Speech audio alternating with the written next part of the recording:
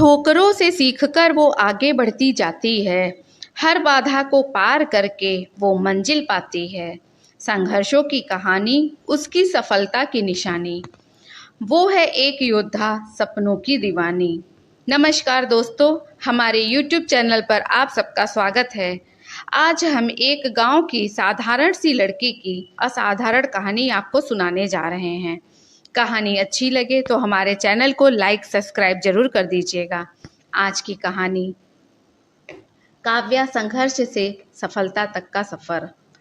उत्तर प्रदेश के एक छोटे से गांव धनेटीपुर की गलियों में दौड़ती एक नन्ही सी लड़की थी काव्या।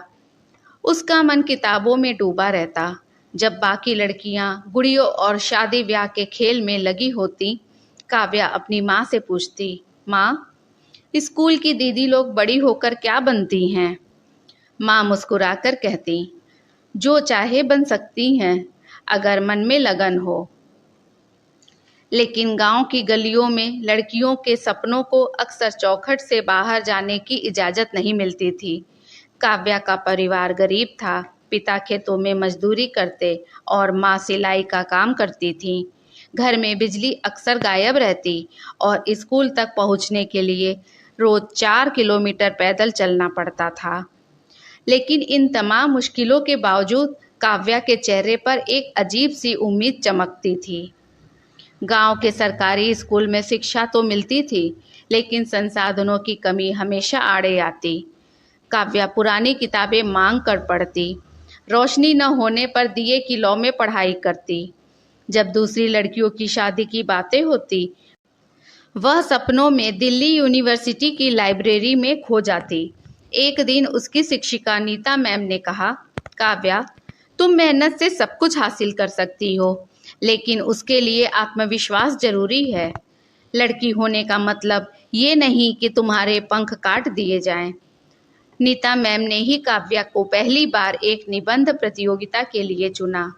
वह गांव से पहली लड़की बनी जिसने जिला स्तर की प्रतियोगिता में पहला स्थान पाया। यह उसके जीवन का मोड़ था।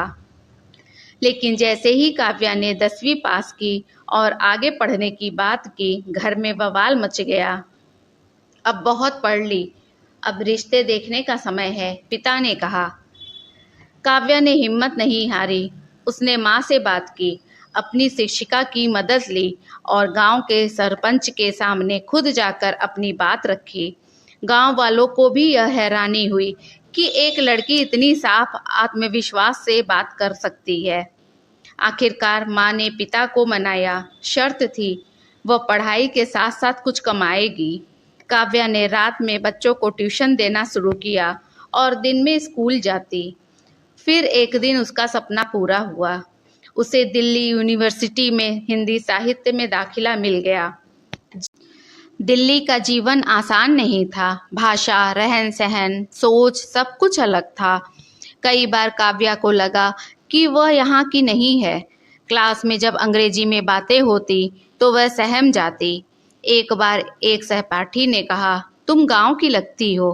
काव्या ने मुस्कुराकर कहा, हाँ, मैं गांव से आई हूँ, लेकिन सपनों की उड़ान सब जगह से शुरू हो सकती है। वह लाइब्रेरी में घंटों बिताती, हर शब्द का अर्थ डिक्शनरी में देखती। धीरे धीरे उसकी लिखने की शैली बेहतर होती गई। उसकी कहानियाँ कॉलेज पत्रिका में छपने लगी। उसने एक ब्लॉग शुरू किया, एक गांव की लड़की की डायरी। काव्या की कहानियों में गांव की सच्चाई, औरत की हिम्मत और उम्मीद की लौ होती थी। लोग उसकी लेखनी से जुड़ने लगे। एक दिन एक प्रसिद्ध हिंदी लेखक ने उसके ब्लॉग को पढ़ा और उसे एक लेखन कार्यशाला में आमंत्रित किया। वहीं से उसका असली लेखन कैरियर शुरू हुआ। कुछ वर्षों बाद काव्या ने अपनी पहली किताब लिखी, खामोशी की चीखें। यह किताब गांव की महिलाओं के संघर्षों पर आधारित थी। लोगों ने उसे सराहा और किताब को राष्ट्रीय महिला लेखक सम्मान मिला। काव्या ने जब अपने गांव लौटकर अपनी किताब की एक प्रति स्कूल में दी तो उसकी आंखें नम थीं। वही गलियां, वही रास्ते, लेकिन अब उसकी पहचान अलग थी। उसने गांव की बेटियों के लिए एक निःशुल्क कोचिंग सेंटर शुरू किया और एक वायदा किया, हर लड़की को उसकी कहानी खुद लिखने का हक है। मैं बस उसे कागज और कलम दूंगी। यह थी हमारी आज की कहानी, अपने सपनों को सच कर दिखाने वाली लड़की की कहानी। उम्मीद करती हूँ आप सबको पसंद आई होगी। ऐसे ही प्रेरणादायक कहानियों के साथ फिर मिलते हैं। नमस्कार।